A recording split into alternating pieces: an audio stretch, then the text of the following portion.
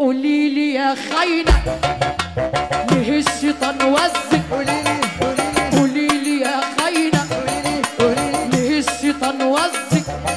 وبكتبك لعقلك بكلمة هزك وسلمت لنفسك.